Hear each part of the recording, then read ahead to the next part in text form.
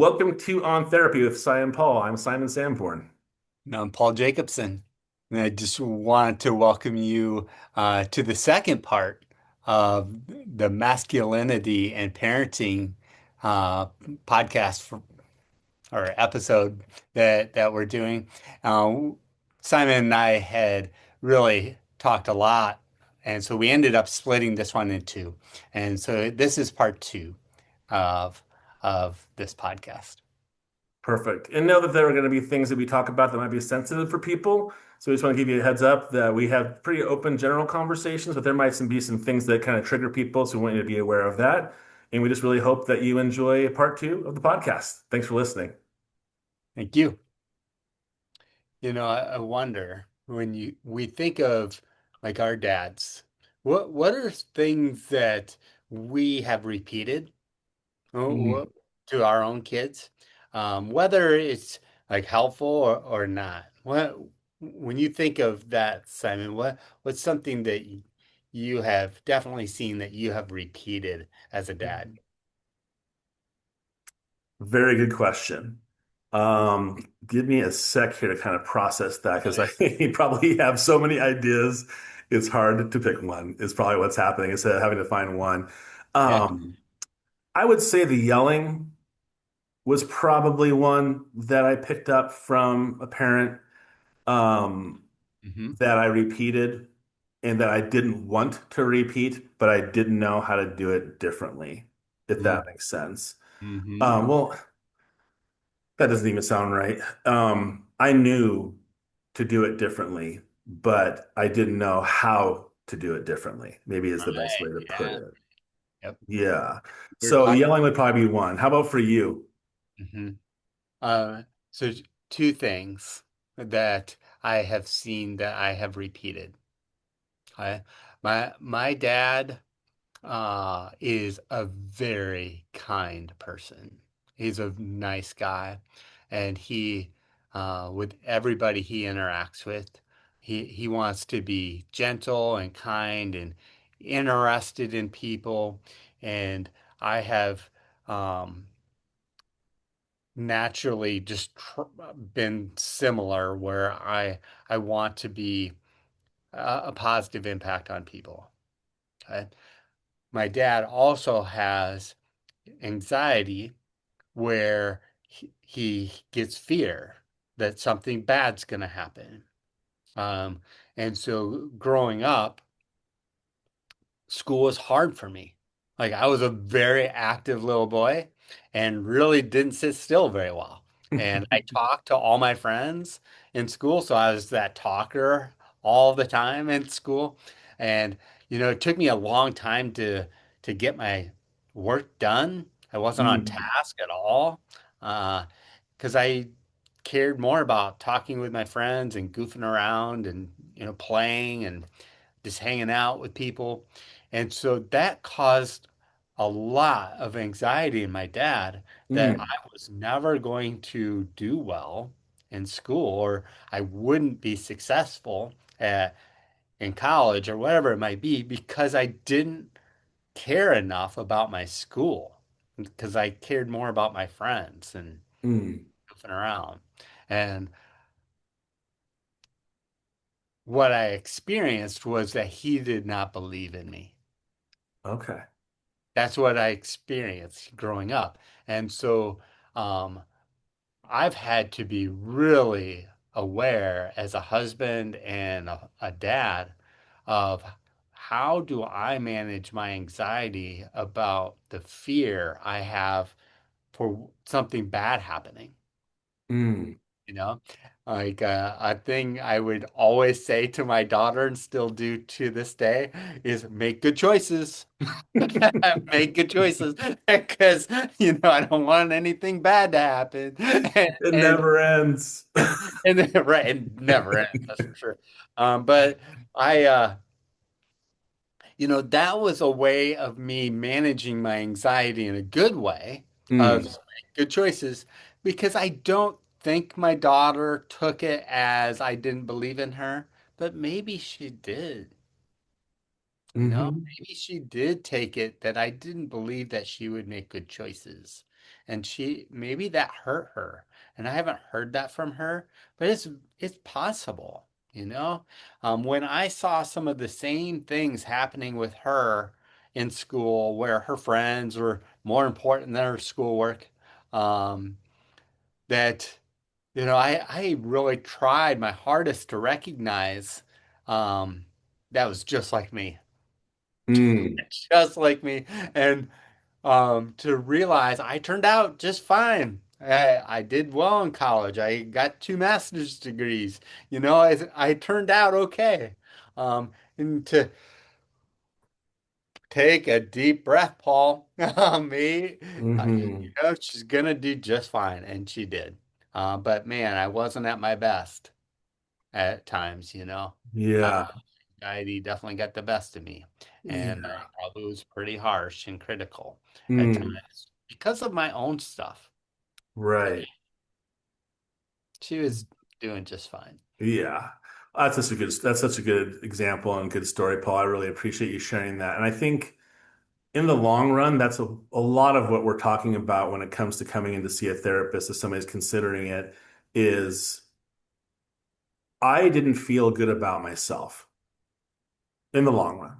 So that's what therapy did for me is to understand why I felt so bad about who I was. Mm-hmm. And I thought I was a fuck up. I thought I was stupid. I thought all these kind of ideas about myself Mm. that I didn't understand till a lot later in life. Um, and I think that sometimes my parenting came out because, to your point earlier, I saw my kids doing things that I know that I did, and I didn't like that part of myself, maybe, or I didn't like myself very much at the time. And so I was seeing things in them that I didn't like about myself. And Mm. that often caused my reaction too. And again, this is all hindsight.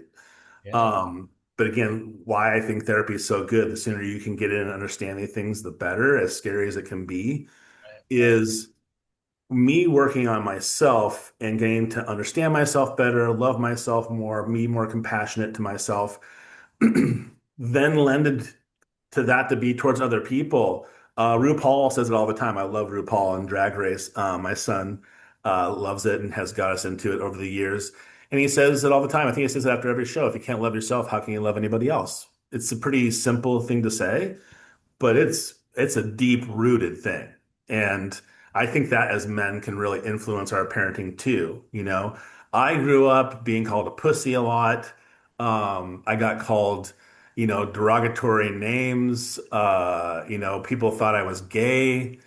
Um, and I've even experienced that as an adult. People think that I have a more feminine side or I'm more feminine because I'm more warm and thoughtful and caring, and because that comes across as a feminine trait.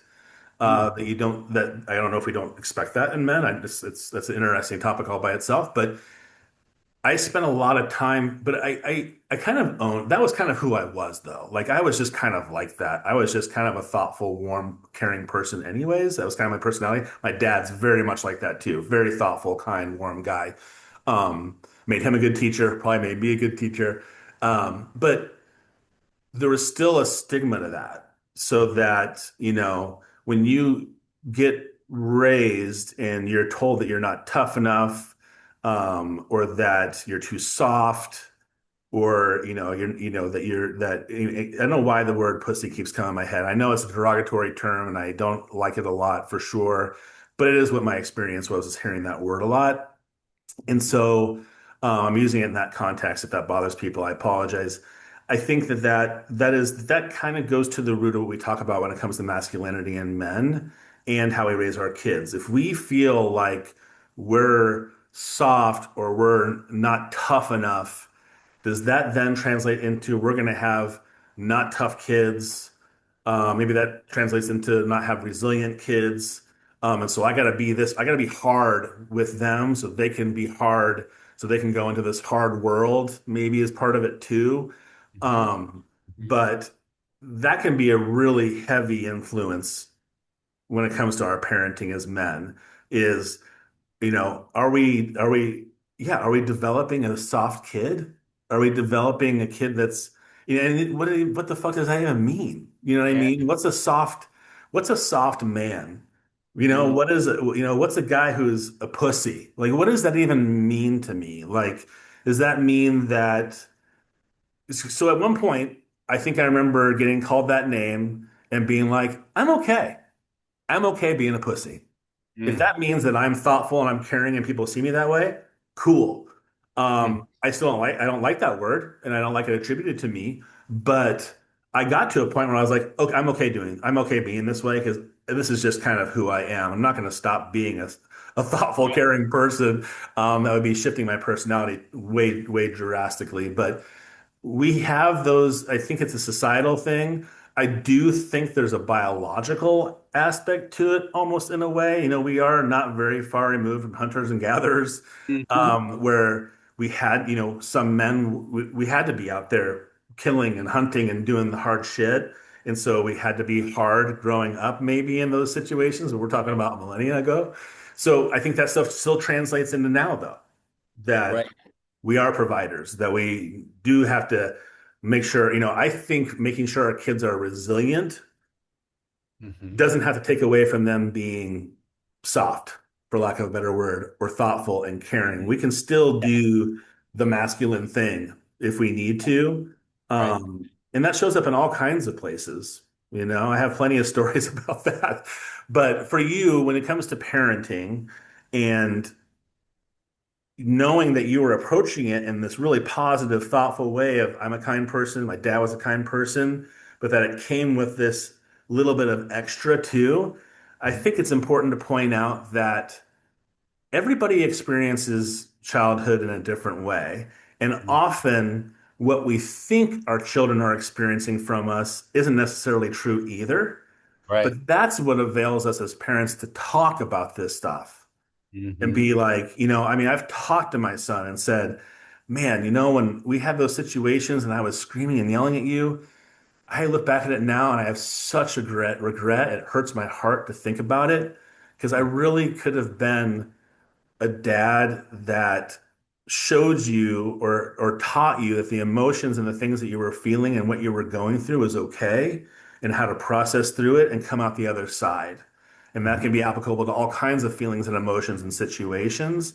That's my regret of like, could I have done it differently so that you could be, I don't know, my idea of a better person or whatever, or the person that makes you happy. I don't know. These are all such big, weird, existential things. But do you think for yourself that in those moments that you look back at it? Because I mean, you're assuming that you gave your daughter more anxiety because you did those things. Did that show up for her?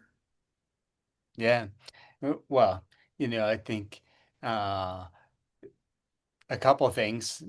I think Paula was able to know that she could make mistakes and tell my wife and I, because I really did try hard to work on managing my own fear that something bad could happen.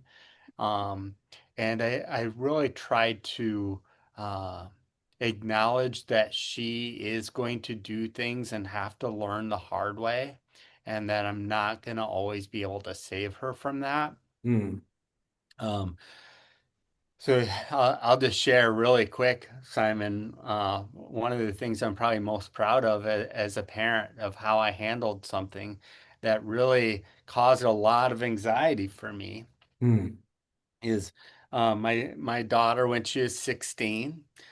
She had a cousin that was going to be moving to France, and Paula wanted to go spend some time with her before she moved to France, and she lived about 4 hours away, or at the time she was about 4 hours away. Uh, and so this is back in the day where you'd take a GPS unit and put it on top of your a Garmin unit, and put it on your dash. And You we, old bastard, you just I aged yourself know, right I there. know. We put Chelsea's address in the GPS and said, okay, Paula, drive there.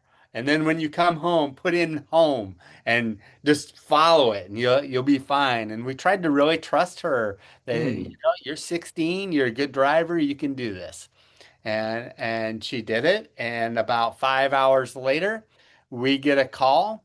And we're living in central Iowa here, just north of Des Moines, and she calls from Chicago.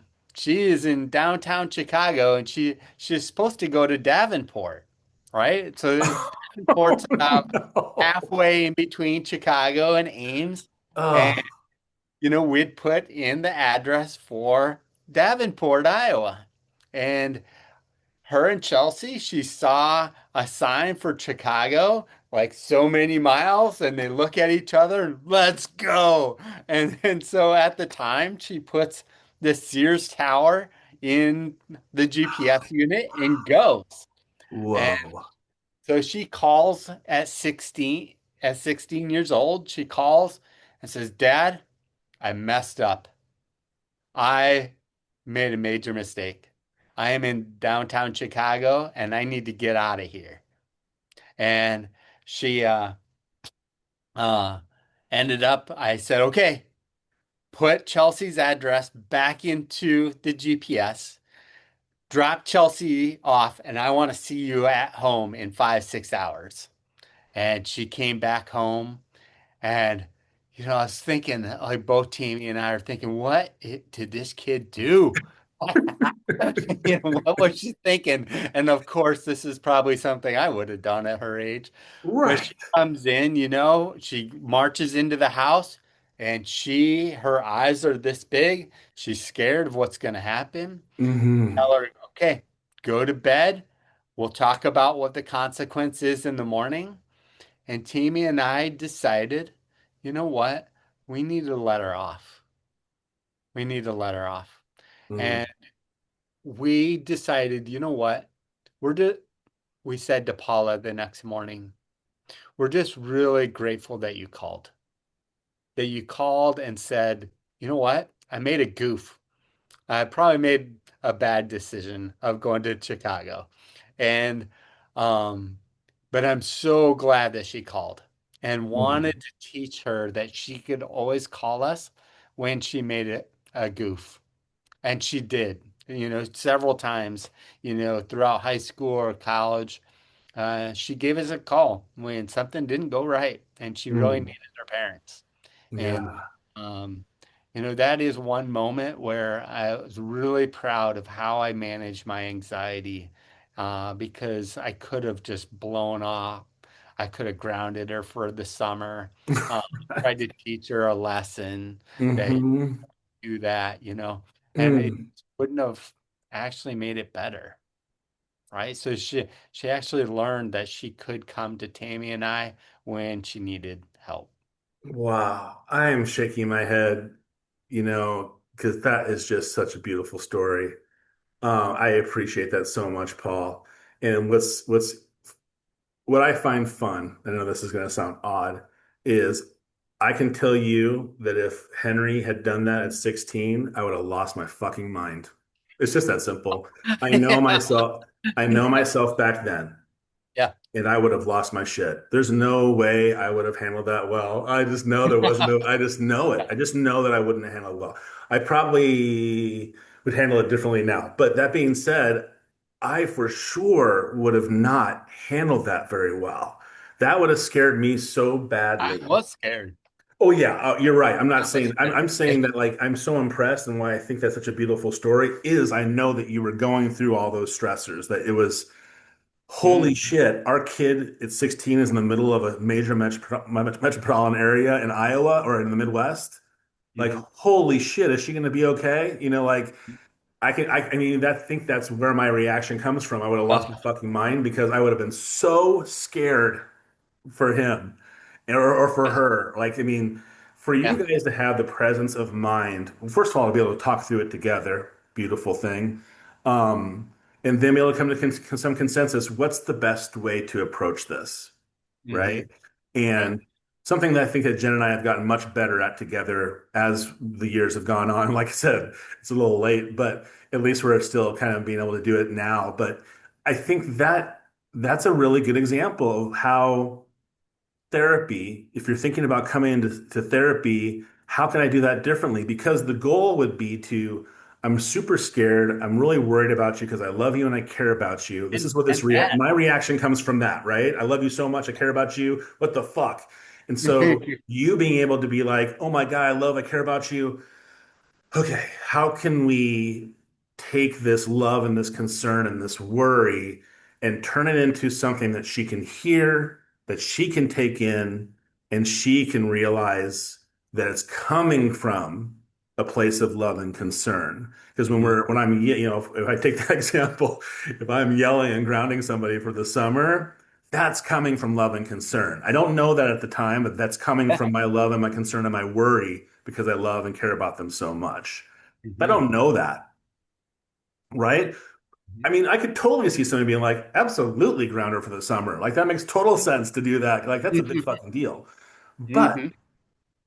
to know that you turn that into a space that she actually understood your love and concern and that you were available to meet her where she was at and say, yes, we would like you have not to have done this, but we appreciate you called and reached out to us. So that the next situation, because what if she makes another choice that she's not thinking about very much and being impulsive on because they're 16 and they're supposed to be doing shit like that? Instead of hiding it, instead of, oh my God, my parents are, I'm going to make this crazy choice. And I find myself in the middle of St. Louis this time. And Mhm. now I'm like, oh, I can't call my parents. I've done this once. I've already got the shit kicked out of me because I lost my summer. I can't tell them about this stuff. Now I'm really uncertain what to do. Their fear and anxiety is worse. Yeah. You can totally see it going down that scenario. So what a wonderful example, Paul, of being self-aware, Mm. I think, as a parent, as a Yeah. dad, of the Yeah. situation and knowing that the feelings and reactions were happening because we love and care about our kids so much. How do I want to relay this to them so they can be safe? We want her to continue to reach out to us when she finds herself in trouble. Then let's Mhm. not hit her over the head with this. Let's see if we can turn this into a learning experience that she can take with her. And it fucking worked. Mhm. Yeah. What a beautiful And, example. well, and I'll tell you, Simon, there's plenty of times that I was not, Yes, okay. that affected. That was a Yeah. good moment, a good parenting moment for me. Yeah, but I think we have to There- own that stuff. I mean, I say that to clients all the time. Like when you see a shift and you do something differently and you intentionally, consciously made a different choice that was very different from the past way you've done something, fucking own it. yeah. We beat ourselves up all the time. Oh, yeah. Like you just said, Simon, Oh I my got God. lots of other It examples that makes aren't me so quiver. great. Yes. Yes, of course we have those things. Yep. But we have such a strong negative bias in all of us that we Mhm. tend to focus on the negatives and we forget about the positives. And we can have the positives come to fruition more often when we're a little bit more thoughtful about ourselves and how we're reacting to something and knowing where it comes from. And yes, we all fuck up. We all do it all the time. We're human beings and we're supposed to make mistakes. But Yeah. that being said, being able to show up for your kids as a dad in a thoughtful way is Mhm. not going to turn them into somebody that you feel like is not going to be able to handle this world. Mhm. I think that, and I tell this to all the parents I know and all the couples I work with, Mhm. is if you can develop a loving, caring, thoughtful relationship with your child, that is going to get them so far in life. It's crazy. And you're not going to make them soft. You're not going to turn them into a pussy Right. because they feel like they can talk about their feelings and things like that. You are helping them be the best version of a human being when they get to be older. It's just that simple. And I Yeah. think we all have different, kids can take things different ways, because you could have a kid where you say, brush it off. Who gives a shit about your feelings? You're fine. And you don't have that validation. You still might have a kid who grows up and is like, able to express those thoughts and feelings and be more open. I mean, everybody experiences things differently. But I think that if parents, especially men, can know that being a man and being this provider, protector, you can do that and develop a thoughtful, loving, Yeah. kid who has emotional regulation and emotional maturity, you can still have those things. And I mean, if you think about most women nowadays, when they talk about finding a partner or finding a man, it's exactly that. It's not, can he provide? I mean, I'm sure part of it's can they provide for me, but also can they show up for me and be thoughtful and caring? Hmm. And I can still be a man. I can still be a provider and a protector. And I can also be thoughtful and caring and being aware of what's happening internally for me and be able to be present for somebody. Those two things can be happening all at the same time. We don't have to have just one or the other, you Yeah. know? And I think that that's a really important thing for men to know is that we can be all of those things and we get Hmm. to define how we are. I like being thoughtful and caring. I like being somebody that people can come to and feel like, friends and family want to talk to me about things as I can sit and talk through thoughts and ideas or be compassionate, be able to listen. Women want to be heard. They don't want to be talked down to or have all the problems fixed. They want to hear of like, oh my God, I'm so sorry. That sounds like a really shitty day. Sorry it was so long and shitty, what do you want to do tonight? Or can I help in some way? What can I do for you? I mean, we can still do all the man stuff, but still show up differently in our relationships, and especially as for our kids, for sure. That there's a different being a man, we get to decide, right? Hmm. I'm not going to let society push me around, maybe is the way to put it, right? Yeah. I get to decide how I want to be in this world. And if that comes with negative connotations from people, cool. They can have those thoughts about it. I believe in myself. And I think that, and that's again, back to your other point of like, it's not like it happens all the time. I still have those moments of like, oh shit, should I do this or do that? But my therapist has really helped me really believe in who I am and believe that I'm a good person, even with Yeah. all the shit in my background, that I turned out pretty damn good and that I'm doing a good job moving forward. And if we can, I mean, I'm 55, you're 55. I have come to some of these things have come to me in the last 5 years and I am so grateful for it. Are there moments where I'm like, well, it would have been nice a little sooner, for sure. But I'm so happy now that I can show up for my kids differently, even though I have regrets about my mistakes in the past. I Hmm. can shift it anytime I want to. I can make it different anytime I want to. I can repair anytime I want to. And I get Right. to have that choice. I've talked about the idea of sitting down with Henry and saying, I fucked up in that situation. I really regret how I handled that. And I just want you to know that I love you and I care about you. If I could do it again, I would, because I feel like it would have benefited you maybe in this way. And Uh-huh. that way they know what I was thinking. Like, oh my God. So the whole time my dad was yelling, he was really worried about me and concerned and was hoping I didn't turn out like he did, which he now has shifted his thinking in. Like, I get to talk about all this stuff and the repair gets to happen. And Yeah. it's such a wonderful thing. I mean, it's such a wonderful thing. And it's hard. It's hard to. It is hard. It's not an easy thing sometimes. But when we feel better about who we are and how we think about things, it definitely influences all the things that we do around us, whether it's being a spouse or a parent. So I just think I think therapy is fucking awesome. And I'm just going to keep saying it, because I want to keep discovering things about myself. I've had clients who have gone from weekly to biweekly to monthly, right? And they're concerned because it's like, I only bring it up if I feel like you're doing great. I Yeah. only feel like you've given me all these examples of how your thinking has shifted or how you're seeing these things differently and how it's benefiting you. And you use them in lots of areas of your life now. I don't think you need to keep coming see me every week, and that's okay. And Yeah. sometimes it's scary. Like, oh, but wait a second, I like seeing you every week. I feel good about that. Okay, well, when you're ready, we'll shift. But I have definitely had those moments where clients are like, I'm not sure I'm ready yet. Cool. That makes sense. Mhm. Whatever you want Yeah. to do, or if I'm like, yeah, you know what? I have been thinking about maybe going twice a month would be okay for a while and see how it goes. Right. Okay, awesome. Good for you. If you get to those spaces, like that's the best part too as a therapist is like you get to be like, hey man, take all the information you got in here and take it out into the world with you and see how it goes. Like that's Yeah. exciting to me. It's an adventure that we get to go on with somebody else.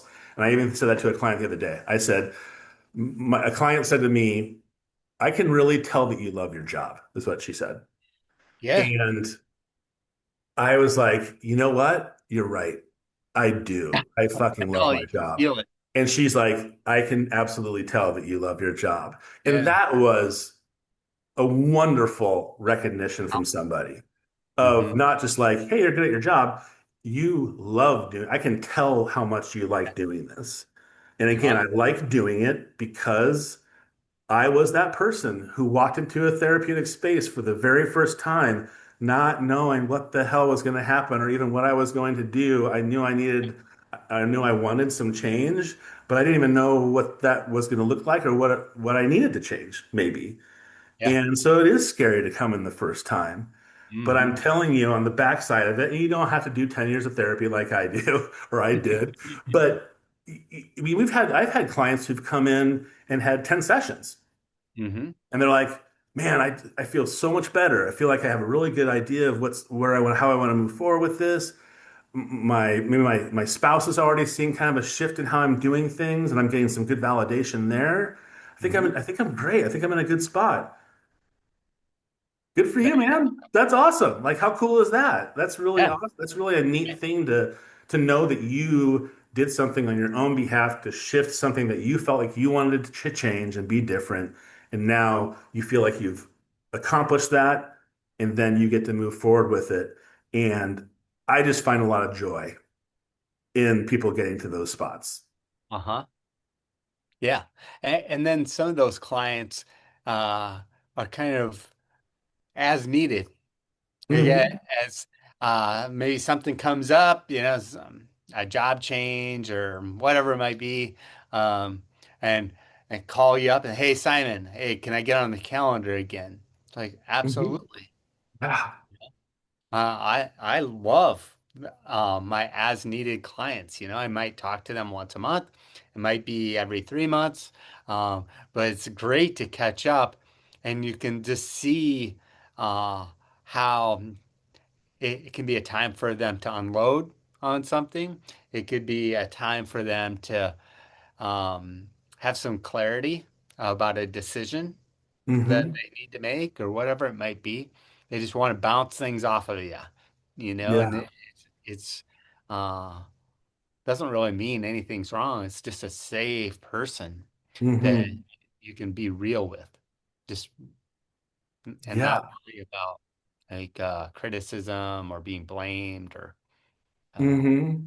very And I real. think if somebody is thinking about coming to therapy for the first time and they're considering it, I think that's a really important thing to point out is that it doesn't have to be forever. And I mean, and ultimately, it shouldn't be. Like you shouldn't be Right. in there unless it's really necessary for you. There are cases where it's a long time period.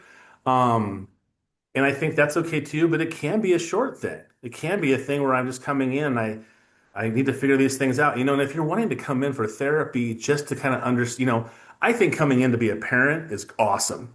Like if Sure. I am a brand new parent, Mm, I did not have a great childhood. And I just want to make sure that as I go into this new phase of my life, I am approaching it in the most thoughtful way that I can to be the yeah. best parent I can be. And I think that kind of courage to do that is amazing because Right. you are questioning yourself a little bit, but you are wanting to see if you can. I mean, if you're bringing a child into the world and you want them to be the best human being they can be, and you're not quite sure what it is you're supposed to do, and we've talked about this, like nobody fucking teaches us this stuff. We don't have parenting classes. We hit our 20s and go to college and get married, and then it's like, oh, this is just the next phase that we're supposed to do. And we don't know what the fuck we're doing. You know what I mean? I thought I did. I so desperately wanted to have a family. So desperately wanted to have a family. I Yeah. wanted that connection. Like I said, I was alone a lot, back between and forth between houses. I wanted stability. I wanted Mm. a partner I could love and be connected with for the rest of my life, have kids. This is all I cared about. And then I found myself in that position and I was like, now what?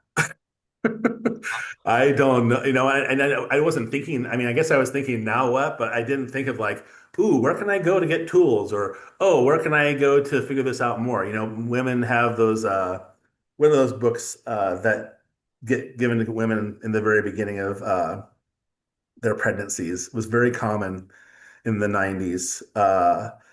Shoot, I can't remember what it was, but it's a book on how to be a parent, kind of for a mom, or what they're going to be experiencing and going through.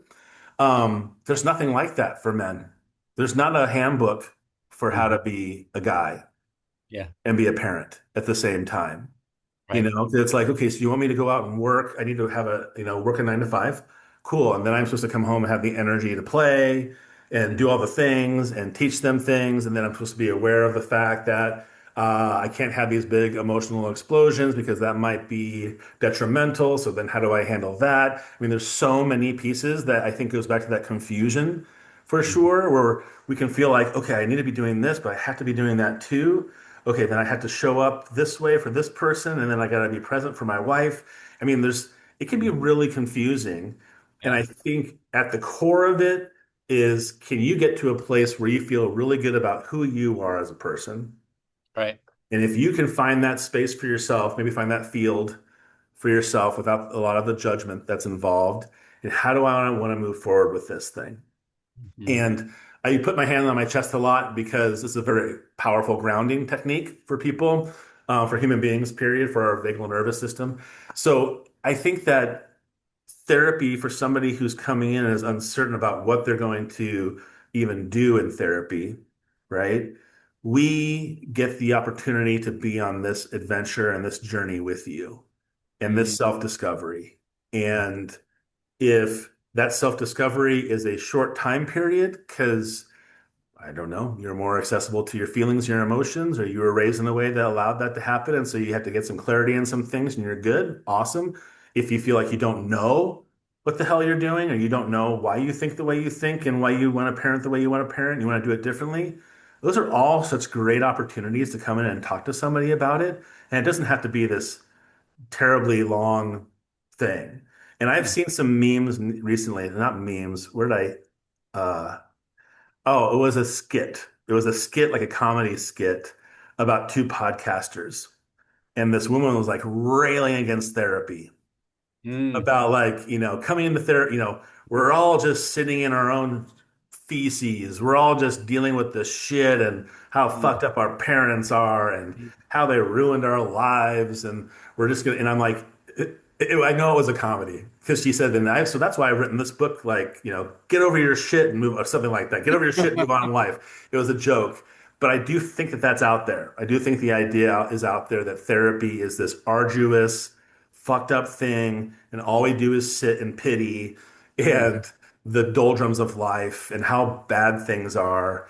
And that is just not the case. When people come in, if they have trauma, if they have hard times, yes, we need to understand those things. We need to see them from a different angle. We need to kind of wrap our thoughts and our feelings around them so we can understand what our experiences are, so that we Yeah. can move forward from there. But we don't sit in the mud every single therapeutic session. It's just not possible. I don't want to do that either. I'm Yeah. human. I don't want to sit here and and be in all the shit all the time. That's Right. not enjoyable for anybody. But I'm built to do that. I'm trained to do that so that I can be present with somebody while we go through those things. But I don't want every therapeutic session to be some kind of shitty experience. No. I want it to be, we need to get to a place where it can be positive, and I think it can Yeah. be. And we talk about celebrations sometimes, of what's been going well. What's been working? Mm, yeah. How have you been applying these things? Hmm. I definitely have. It's funny. I think I might have mentioned this before, where I have uh, clients who are like, "Oh, well, I do the breathing technique with this thing, and this works really great. I'm still Okay, struggling good. in this area." And I'll be Hmm. like, "Have you tried to do the breathing thing in that area?" And they're like, "Oh, no, I just thought I was using that for my kids." Oh, I can use it here too. I was like, yeah, not everything's a nail and you only have a hammer, but it is applicable to for self-regulation, just as an example, Right. right? But you just don't know that there's lots of ideas and tools to be used in different areas. And so I think that that's the celebrations. And because I think of when I have clients who utilize the tools that we walk through together and they use them in areas of their life that they find really beneficial, those are our opportunities to celebrate too, because we have to be present enough to be able to use the tool. And so for Mm. me as a therapist, Yeah. them being present enough to be able to use the tool is the big piece of it. Right. But I think that those celebrations are so fantastic. Because again, back to that negative bias, we beat ourselves up pretty bad when we make mistakes. And Hmm. we really worry about the impact of our mistakes. And sometimes they are big. But Hmm. can we find space to see how we can do it differently and turn that quote unquote mistake into an experience that we can learn from? Right. I'm a collaborative language person, so I definitely use lots of different words in how I Mm. say things. And people think, oh, you're just using lots of fancy words to get around this thing. It's like, no, I know that thing happened. Can I look at it differently? Can I experience it differently so that I can move forward in my parenting, say, as a dad, and know Mm. that, okay, I fucked up in that situation. Okay, what was I experiencing? Oh yeah, I was feeling like I was 12 again, and I was getting berated by my dad about this thing I did wrong, and then I saw him do the same thing, and then I berated him on top of it because I Mm. carried that into my life. Mm. Okay, how can I do that differently? Because I want him to hear me, I want him to learn, and obviously me yelling at him is not going to work as well as I'd like it to. So how can I do this differently? So it's not about sitting in all the anger and the frustrations of why you're a bad person or whatever. It's like, yes, I made some mistakes. I experienced something that I want to learn from. How can I move forward with it? And I think that's where we do talk about trauma, but then we talk about the space after that, once we get our heads wrapped around how that trauma impacted us. So we don't just sit in it all the time. And we do get, I mean, I'm probably like you, like I have more celebrations than I do being in the mud about things, Yeah. Yeah, you for sure. know? Yeah, Yep. for sure. And do you find, Paul, too, that I mean, I have clients say to me, oh, I got negative things to talk about today. Or I talked about a lot of bad things the last couple sessions. I want to talk about the good things, right? Yeah. And that's Right. cool too. Like, I'm like, It is. fine. That's awesome. Good Yep. for you. Let's do it. Yeah. Right. Because there is a lot to celebrate. There Yeah. can be things that have been going well, and in spite of maybe some challenges or things being hard, um, there can be some real wins. And Hmm. how is it that we can see how did that happen? Like, how did these wins happen? How can we keep that going?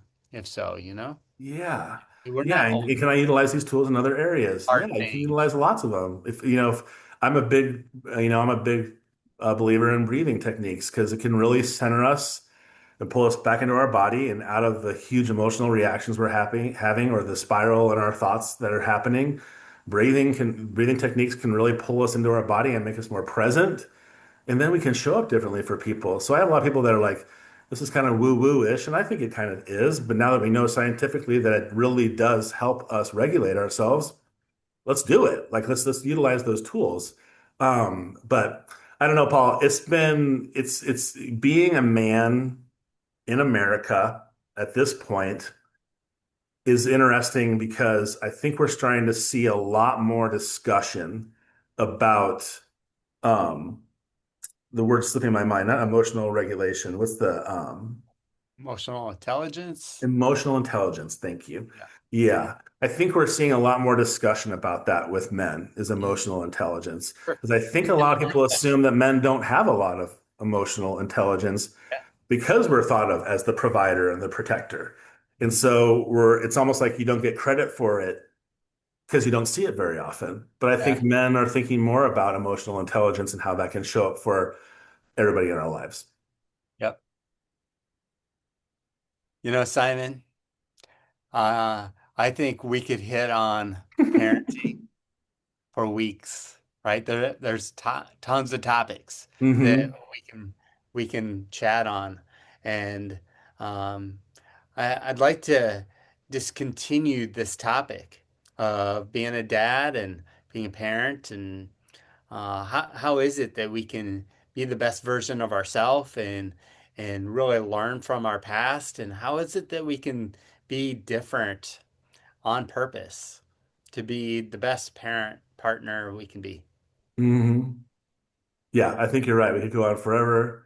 And I think that that's why I think therapy is so positive, is that we can do all those things you just talked about once we understand ourselves the best we can. Hmm. And it makes those things so much more applicable. We can show up so differently in situations when we understand what our own experience is like. And when Hmm. we know why we react the way we react. And can we catch those reactions like I did with my wife? Can I catch those moments and be like, ah, shit, sorry, that's my bad. I didn't mean to come off like that. Can we, to be able to be more self-aware, and that's a loaded question too. What's that even mean? But I think being present in ourselves and being present for others is what I think being aware of or Yeah. being aware looks like. But you're right. I mean, we do continue this topic because I think it's one that's pretty applicable for life right now, for sure, especially in America. We're all in the midst of a educational crisis, parenting a lot of crisis things. So it might be a fair topic to continue. But I really appreciate your time today, Paul. I think it's been It a was really nice. good conversation, and a really important one because I think a lot of men find themselves stuck. And how do I Mhm. do this? How am I going to pull this off? Am I a good enough person to be a parent? You know, I often think about what would it be like to, you get your girlfriend pregnant in high school, which was one of my biggest fears. Mhm. What would I have done if I had a child when I was in high school? Like I am just like people who find themselves in that position, so difficult. Man, Mhm. what a great opportunity to be like, I am 16 years old and I now Mhm. have a child. What in the hell am I going to do about this? Mhm. And I think, again, opportunity to come in, talk to somebody about it and say, yeah, you're in a tough position. I can tell. Like it's going to be a struggle, but let's see if we can make this, how can we, soften the edges of a tough situation, So, Yeah. well, Thanks. Paul, thank you for your time today. It was good to see you. Mhm. Hang in there. And any parting words? I just really want to invite people to really consider therapy again. Obviously we're advocates for it, right? We benefit from our own therapy and, our clients benefit from being in therapy with us. And we just really believe in it. With some ways that people can find a therapist is, maybe through a friend that has gone to therapy, being able to get some names of people in the community who might be good, but also using some directories like psychologytoday.com is a good way to be able to find some therapists. And each therapist that advertises on Psychology Today has a profile and talks a bit about what their ideal client might look like, some issues that they probably specialize in, the insurance that they take, their availability. So you can get a general feel of, okay, I think this person might be good for me. Um, and I invite people to give a therapist or two or three a call just to do maybe a 10 or 15-minute phone call to make sure that therapist is going to be a good fit, Mm, right?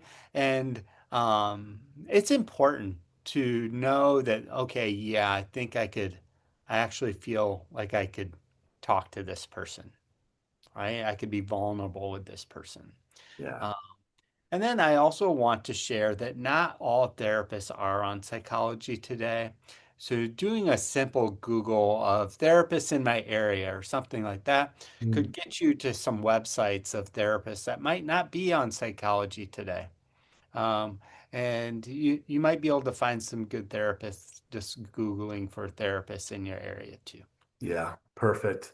Yeah, and I think, this will be a repeat, of course, but I believe in therapy, not just because I am a therapist and I've seen people have shifts in their lives that have really changed things for them, but because I've benefited so much from therapy. Mhm.